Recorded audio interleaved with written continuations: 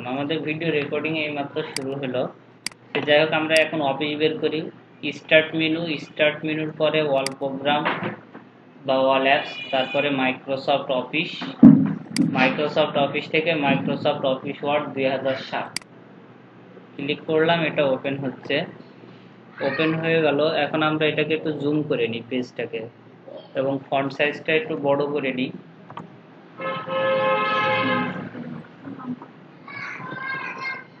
Font সাইজটা কিছুটা বড় করে নিলাম।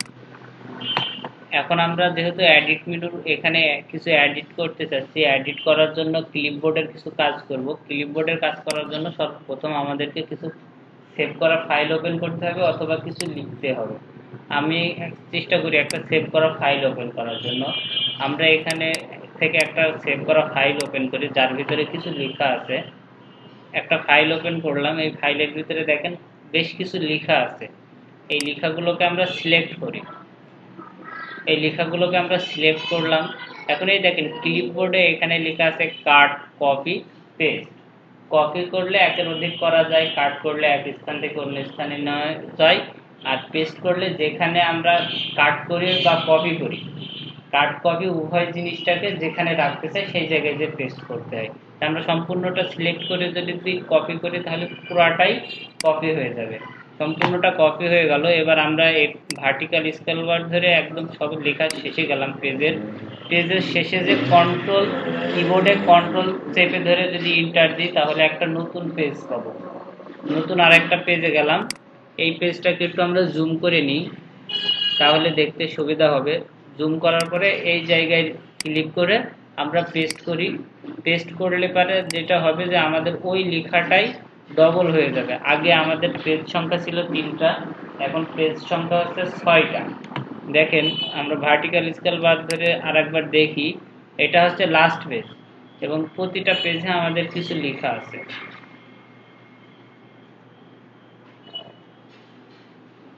দেখতে পেয়েছেন?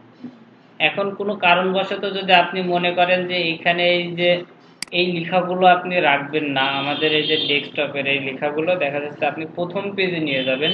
এই পেজের নাম্বারটা কত আগে আমরা একটু দেখে নিই। এটা হচ্ছে 6 নাম্বার পেজ, মানে লাস্ট পেজ। পেজ নাম্বারটা এই দেখেন এখানে দেওয়া আছে পেজ নাম্বার, ঠিক আছে।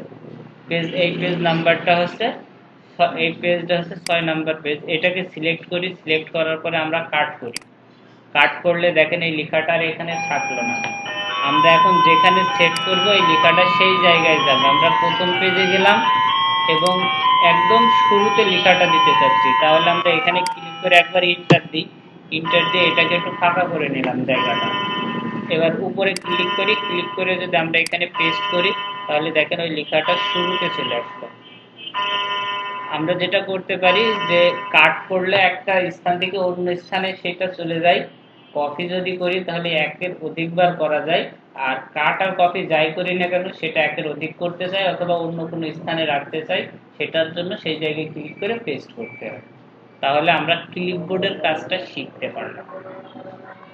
ক্লিপবোর্ডের ভিতরে আছে কাট, কপি আর পেস্ট। কপি করতে হলে প্রথমে সিলেক্ট করতে হয়, সিলেক্ট করার পরে কপি করতে হয়। কপি করার পরে আমরা যে কোনো একটা স্থানে ক্লিক করে আমরা যতবার পেস্ট করব ততবার ওই লেখাটা হবে। আর যদি কাট করি তাহলে লেখাটাকে সিলেক্ট করতে হবে, তারপরে কাট করে ওই লেখাটাকে ভিন্ন একটা স্থানে ক্লিক করে যদি পেস্ট করি ওই লেখাটা সেই স্থানে চলে আসবে। শুধু এটা এই লেখা বলেই না, কাট, কপি, পেস্ট আমরা যে কোনো জায়গায় সব জায়গায় করতে পারি। যদি ভিডিও করতে চাই, ভিডিও প্লেয়ারে কোনো কিছু, তাহলেও সেটা একই সিস্টেম। যেহেতু আপনারা কিভাবে পেন ড্রাইভে কপি করতে হয় সেটা শিখতে চাইলেন, আমি পেন ড্রাইভ সর্বপ্রথম ইউএসবি কেবলে লাগাবো। পিসির ইউএসবি কেবলে পেন ড্রাইভ লাগালে যখন পেন ড্রাইভ শো করবে উইন্ডোজ 10-এ এখানে দেখিয়ে দেবে। আমাদের পেন ড্রাইভটা শো করলো, এই যে মাত্র পেন ড্রাইভটা পেয়ে গেছে। আমরা এখন অফিসে এটা কেটে দিই, পেন ড্রাইভে কপি করা শিখি। এটাকে নো করি যেহেতু আমরা সেভ করব না। নো করার পরে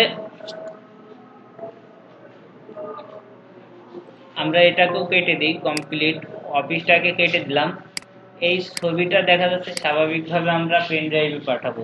এই ছবিটাকে ক্লিক করে ডান সাইডে ক্লিক করে যদি আমরা সেন্ড টুতে যাই, সেন্ড টু থেকে যে আমরা যদি এই পেন ড্রাইভে দিই তাহলে এটা পেন ড্রাইভে চলে যাবে।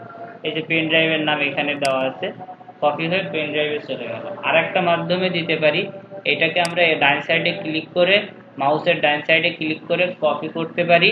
কপি করার পরে যদি আমরা আবার এখানে মাই কম্পিউটারে ঢুকে এখান থেকে পেন ড্রাইভে ঢুকি, ঢুকে যে যদি আমরা পেন ড্রাইভের কোনো একটা ফাইলে ঢুকি, ঢোকার পরে এখানে যে ডান সাইডে ক্লিক করে পেস্ট করি তাহলে ওইটা এখানে চলে যাবে।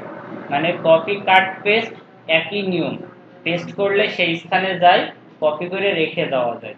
আর পেন ড্রাইভে দেওয়ার দুটো মাধ্যম, একটা সেন্ড টু আর একটা হচ্ছে কপি করে নিয়ে যেয়ে সেটার উপরে পেস্ট করা।